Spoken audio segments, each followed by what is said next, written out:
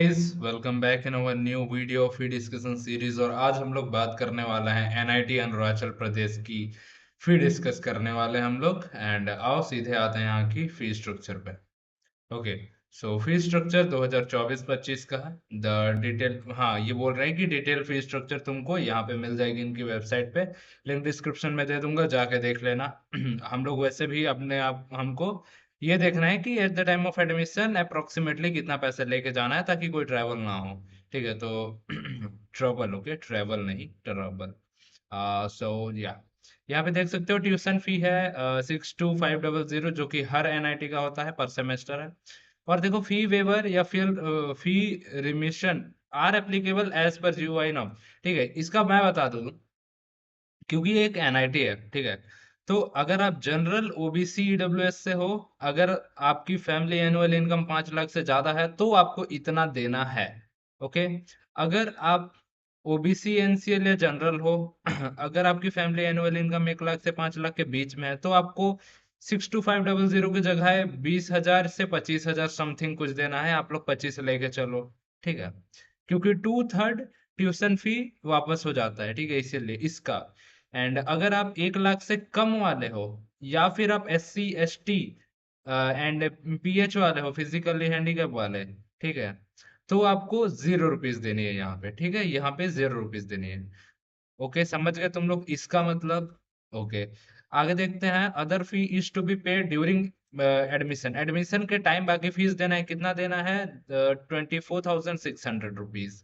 ठीक है, total institution fee is to be paid during admission to the institute. ठीक है, कितना देना है एडमिशन के समय इंस्टीट्यूट को, वो बताया है इन्होंने। तो इन्होंने बताया है ट्यूशन फी प्लस अदर फी।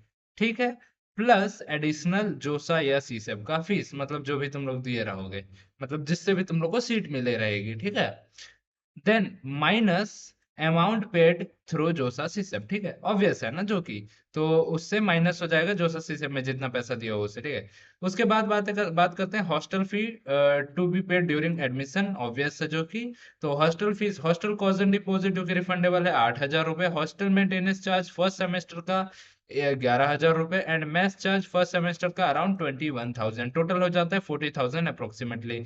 तो आप लोग को राउंड ऑफ मतलब ऊपर ऊपर से आइडिया हो गया होगा, जैसे कि 40,000 हॉस्टल में से हो जा रहा है, अदर फीस हो जा रहा है 24,600। उसके बाद इसमें जो मैं कैटेगरी बताया उसमें अगर आते हो तो ये कम हो जाएगा, एंड अगर नहीं आते हो तो इतना देना पड़ेगा। टोटल आप लोग ये इन्होंने फॉर्मूला दे दिया है, इसमें कैलकुलेट कर लो। दैट्स ऑल, उतना पैसा आपको लेके जाना है, किसके लिए? एनआईटी अरुणाचल प्रदेश के लिए।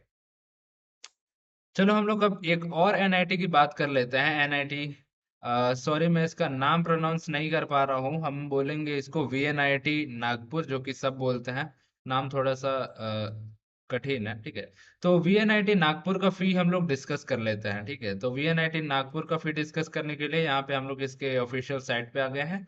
और ये रहा इसकी फी स्ट्रक्चर, मैं लिंक डिस्क्रिप्शन में दे दूंगा, सीधा आके देख लेंगे ना। सो आ चुके हैं VNIT नागपुर के फी स्ट्रक्चर को देखने। यहाँ पे तो देखो, फीस वन टाइम, एक वन टाइम फी देना है to be paid at the time of admission. ठीक है, आपको देना है। Library deposit, caution deposit, identity card and medical examination welfare fund और मेडिकल एड फंड, टोटल देना है 15,500। ठीक है, 15,500 ऐड करते चलना। फीस पर ईयर, ठीक है, टू बी पेड पर सेमेस्टर वाइज देना है। ठीक है, तो सेमेस्टर वाइज देना है, तो अपन लोग देख लेते हैं यहाँ पे।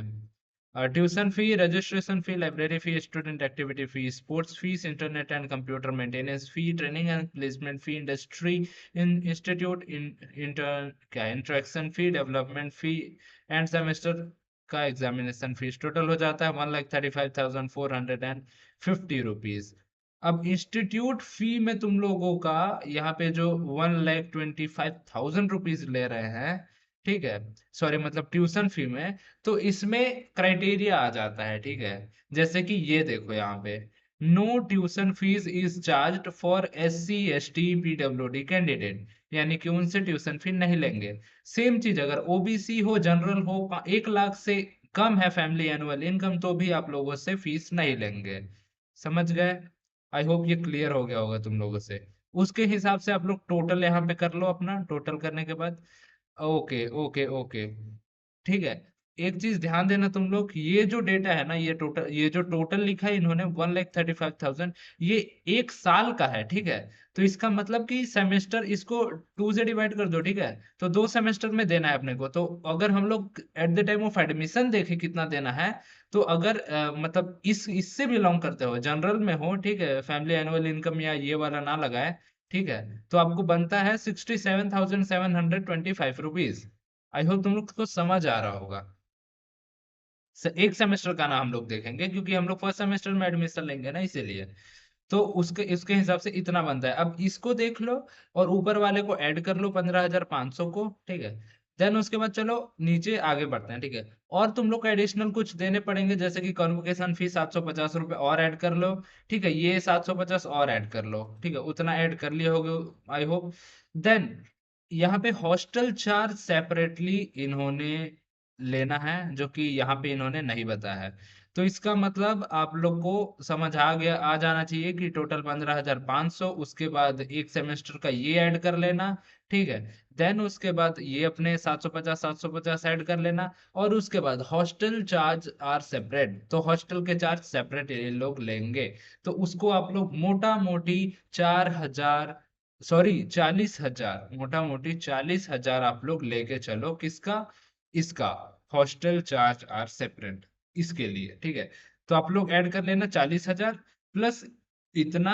अगर आप इस कैटेगरी से आते हो तो बहुत कम हो जाएगा, क्योंकि 1,25,000 घट जाएगा ट्यूशन फी। अगर आप ओबीसी या जनरल 1 लाख से कम वाले हो, तो भी आप मतलब यही कैटेगरी में हो, नो ट्यूशन फी आप लोग के लिए भी लगेगा 1 लाख से कम वालों के लिए। तो उसके हिसाब से भी ये टोटल माइनस हो जाएगा। उसके बाद 2 सेमेस्टर में ब्रेक करोगे तो और कम हो जाएगा। उसके बाद तुम लोग को मेजर खर्चा इसी हॉस्टल पे लगेगा, यानी कि अब मैं तुम लोग को बताता हूँ, तो 40,000 लेके चलो हॉस्टल का। इसका आप लोग देख लो, मैं जितना कराई वो बताया कैटेगरी, उसमें जिसमें भी आते हो तुम लोग, ठीक है। उसके बाद फिर तुम लोग ये 15,500 ऐड कर लो, दैट्स ऑल, ठीक है।